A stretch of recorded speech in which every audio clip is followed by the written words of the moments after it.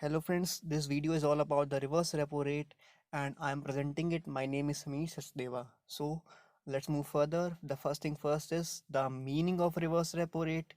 क्या है इसका meaning? The reverse repo rate is an important monetary policy tool. RBI निकालती है monetary policy and the government of India वो निकालती है fiscal policy. It's a monetary policy tool जो निकालती है आरबीआई टू कंट्रोल द पैसा in the economy, that is liquidity, and inflation in the economy, that is महंगाई को कैसे कैटर करें इस देश की. So it is a liquidity adjustment facility started by the RBI in 1996. Reverse repo rate is the interest offered by the RBI to the bank who deposit their excess fund into the RBI. मतलब पैसा पड़ा है मेरे पास extra. Who am I? I am the commercial bank.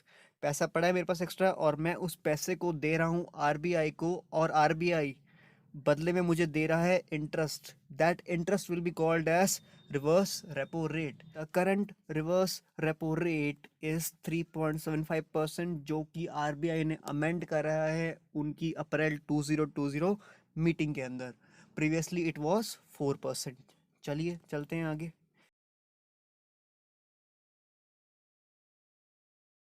Every time you will find that the reverse repo rate will be less than the repo rate since RBI cannot pay greater interest on the deposit than charge interest on loan. So as we can see over here that जो reverse repo rate होता है उसके अंदर बैंकों को interest मिलता है और कौन देता है? आरबीआई. बट इसका उल्टा क्या होता है? रेपो रेट वहाँ पे बैंक्स इंटरेस्ट देते हैं आरबीआई को. सो अगर आरबीआई कुछ दे रहा है तो ये ऑब्वियस सी बात है वो कम देगा आपको. सो हर बार रिवर्स रेपो रेट आपको कम मिलेगा as compared to the repo rate. Okay. So ये repo rate, reverse repo rate कैसे काम करता है? चलिए चलते हैं आगे. Repo is a forward agreement in which two parties agree to buy और sell an asset at a specified price on a future date. मतलब ये एक एग्रीमेंट होता है और ये एग्रीमेंट को हम बोलते हैं फॉरवर्ड एग्रीमेंट. इसके अंदर दो पार्टियां होती हैं जो एक असेट को खरीदती और बेचती हैं किसी स्पेसिफिक प्राइस के ऊपर, लेकिन जो डेट होती है वो आगे की डेट होती है, that's future date. In this contract, the reverse repo rate contract, यहाँ पे जो असेट है उसे हम बोलते हैं गवर्नमेंट सिक्योरिटीज या फिर जीसेक. अब जीसेक बहुत टाइप की होती हैं. The types are treasury bill, government bonds. Treasury bill जो होते हैं वो होते हैं शॉर्ट टर्म के और गवर्नमेंट बॉन्ड्स होते हैं लॉन्ग टर्म के. And now these G secs can be issued या फिर कौन सप्लाई करता है इन्हें? द सेंट्रल गवर्नमेंट और द स्टेट गवर्नमेंट. और क्यों सप्लाई करते हैं ये? ताकि उन्हें इंटरेस्ट मिल सके. तो ये काम कैसे करता है रिवर्स रेपो रेट? देखते हैं आगे.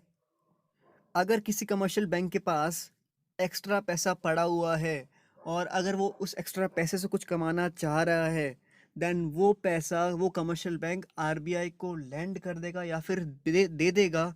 और बदले में आरबीआई क्या देगा उन्हें? The government securities.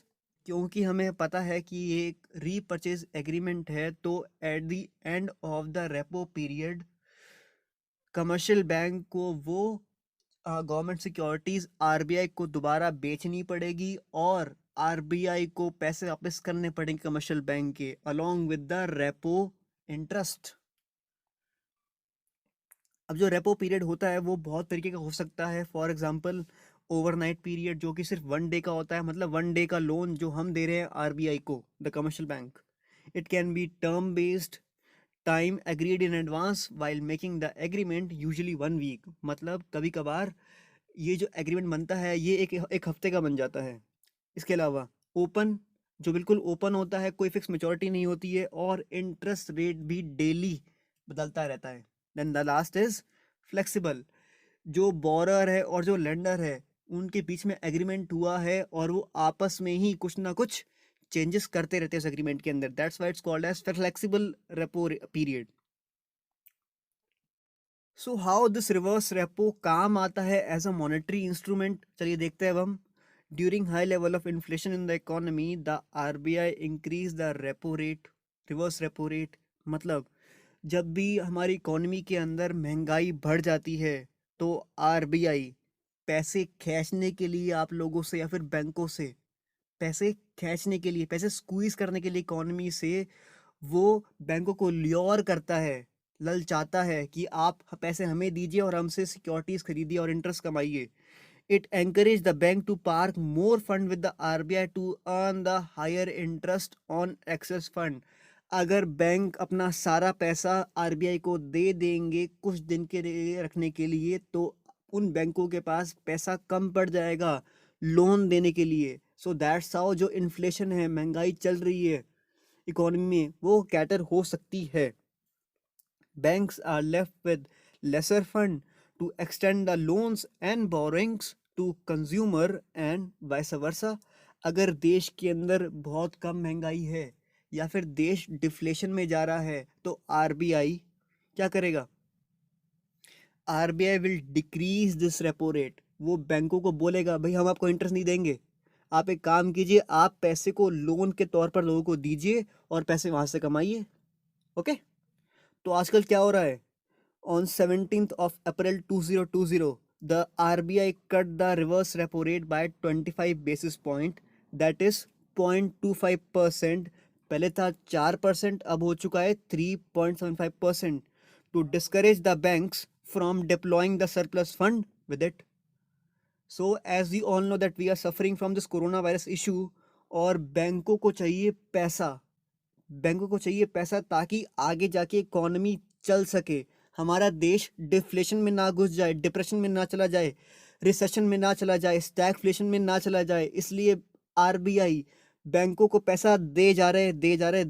The quantum of surplus fund with the RBI can be gauged from the fact that on April 15, now this is important, 15 April को आरबीआई को बैंकों ने ₹6.9 लाख करोड़ दिए थे रेपो ऑपरेशंस के थ्रू. तो आरबीआई ये करवाना नहीं चाह रहा है. The lower rate will help the bank the lower the rate will help the bank to channelize liquidity in the investments and loan to productive sectors of the economy. मतलब RBI discourage कर रहा है बैंकों को कि वो पैसा हमें ना दें और पैसा बाहर लगाएं, लोगों को दे पैसा ताकि लोग और पैसा कमा सके और बैंकों को दे सके पैसा. The reverse repo rate was the last cut on March 27 from 4.9% to 4% previously. Then thank you very much.